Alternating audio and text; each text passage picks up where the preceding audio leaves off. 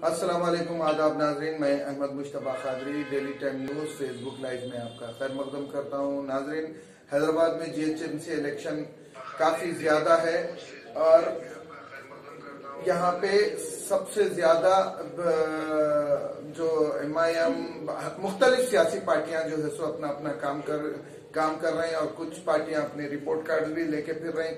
उसी बीच में संतोष नगर डिवीजन से जनाब मतीन शरीफ साहब जो कंटेस्टेंट है कांग्रेस की जानिब से, और कांग्रेस कदीम जमात है, लोगों को इसका एहसास है। और संतोष नगर डिवीजन में पैदल दौरों में काफी हम देख रहे हैं मतीन शरीफ साहब के साथ बड़ा वालेहाना अंदाज में दिल खोल के लोग जो है सो मुलाकातें कर रहे हैं और उनसे कुछ वादे भी कर रहे हैं और कुछ शिकायतें भी कर रहे हैं। अब ये देखना है कि मतीन शरीफ साहब से हम बात करेंगे और ये बात करेंगे कि डेवलपमेंट पे आप बात कर रहे हैं या फिर जो है सो कांग्रेस की कदीम जो तकरीबन 50 साल जो हुकूमत करे उस पर बात कर रहे हैं या फिर जो है सो उसके ऊपर कम्युनिज्म जो यहाँ पे जिस तरीके से लोग एक दूसरे के खिलाफ रहते थे कम्युनिटीज में, वो तो आइए बात करते हैं जनाब मतीन शरीफ साहब से। मतीन शरीफ साहब, इस्तकबाल है आपका। डेली सवाल है शकील अहमद साहब का।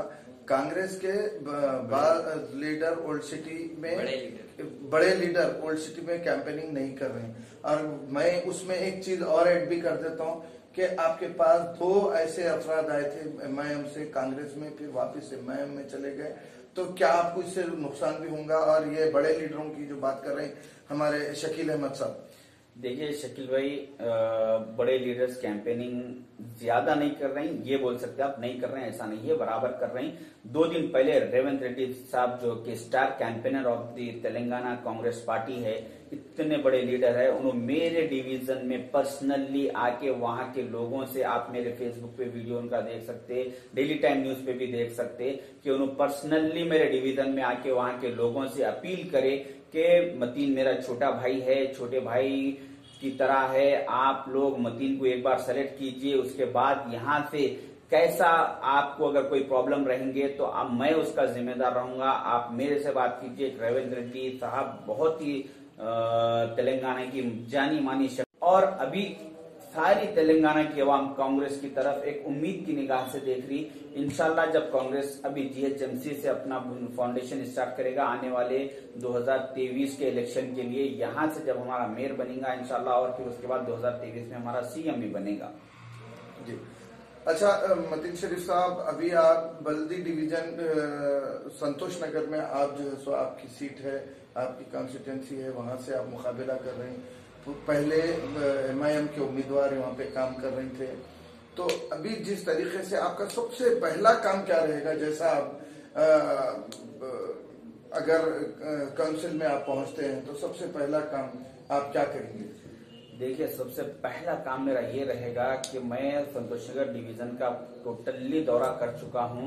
संतोष नगर डिवीजन एक आसपास के एरिया में, एक ओल्ड सिटी में एक एजुकेटेड एरिया माना जाता, और वहाँ पे अच्छे कॉलोनीज है जहाँ पे 1 लाख रुपए गज जमीन मार्केट वैल्यू, बाज ऐसे एरिया है जहाँ पे 1 लाख रुपए गज जमीन है।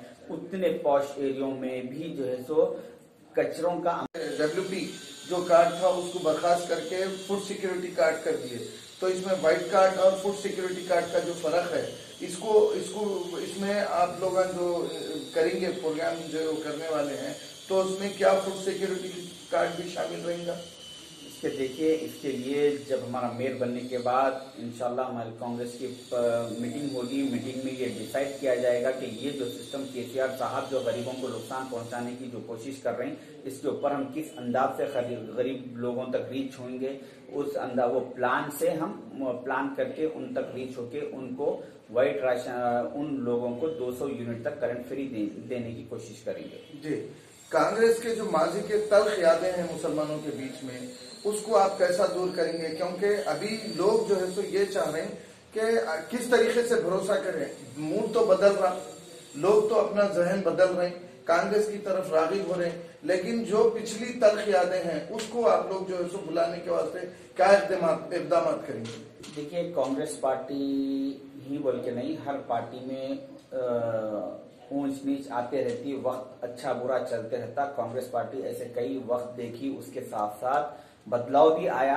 एक पब्लिक का जहन बाद वक्त चेंज होता, उसकी दूसरों को इख्तिदार दे के देखती पब्लिक के वो कैसे संभाल सकते हैं। मगर यहाँ की तेलंगाना की पब्लिक केसीआर साहब को एक 6 साल 7 साल से मौका दी। सावधान, कुछ ब्रांड पैक पर सनफ्लावर का फोटो दिखाते हैं पर सनफ्लावर ऑयल नहीं होते। ऐसे ऑयल की क्वालिटी पर भरोसा नहीं किया जा सकता। Try freedom sunflower oil. Freedom शुद्धता और न्यूट्रिएंट्स को सुरक्षित रखने के लिए कड़े क्वालिटी चेक से गुजरता है और आधुनिकतम प्लांट में हाइजीनिकली पैक किया जाता है ताकि आपको मिले सनफ्लावर ऑयल के फायदे। आप बनाएं हेल्दी और स्वादिष्ट खाना। खरीदते समय सावधानी बरतें। सिर्फ फ्रीडम सनफ्लावर ऑयल ही लाएं। ब्रांड पावर ताकि आप खरीदें बेहतर।